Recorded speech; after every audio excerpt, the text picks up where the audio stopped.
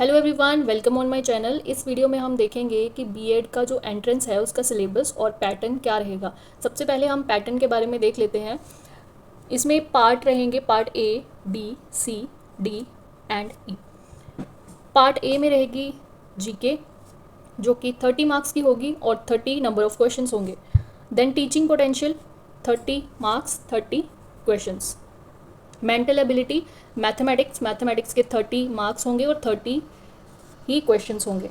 Then English के भी 30 marks, 30 questions.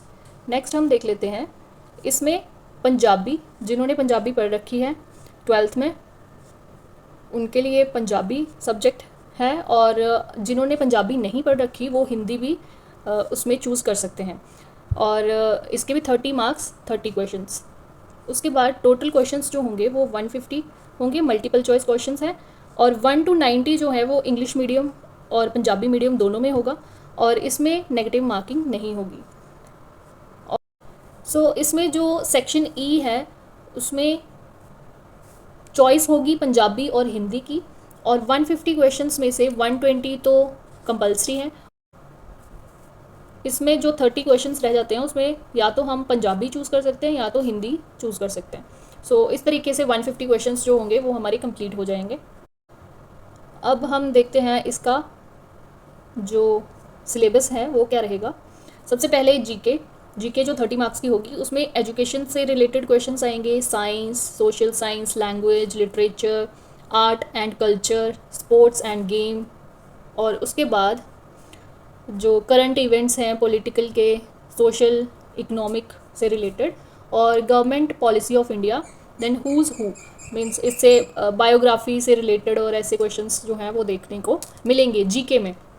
उसके बाद सेक्शन बी और पार्ट बी में टीचिंग पोटेंशियल से knowledge of the teaching learning process of educational system including non formal and distance education.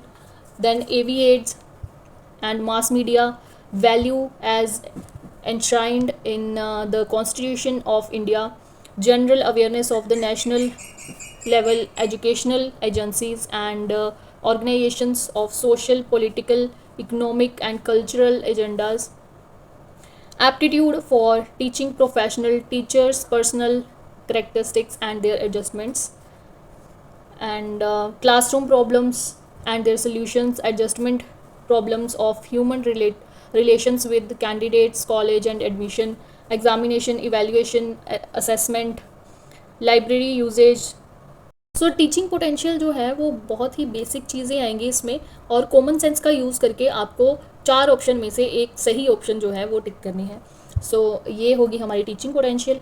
उसके बाद हम देख लेते हैं जनरल मेंटल एबिलिटी। इसके 30 क्वेश्चंस जो होंगे वो होंगे नंबर सीरीज से, classification, analogies, synonyms and opposites, code, decodes, seeing relations, deduction and inductive reasoning, then figures and graphs and evaluation and interference, blood relations.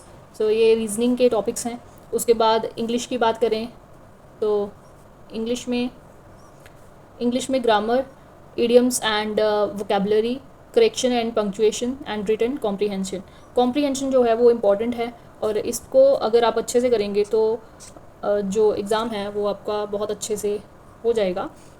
उसके बाद हिंदी और पंजाबी में से 30 क्वेश्चंस आएंगे, और इसमें भी सेम ही चीज़ें रहेंगी जो हमारी इंग्लिश की हैं, that is grammar, idioms and vocabulary, correction and punctuation, written comprehension. So ये सारा जो है वो सिलेबस है बीएड एंट्रेंस का।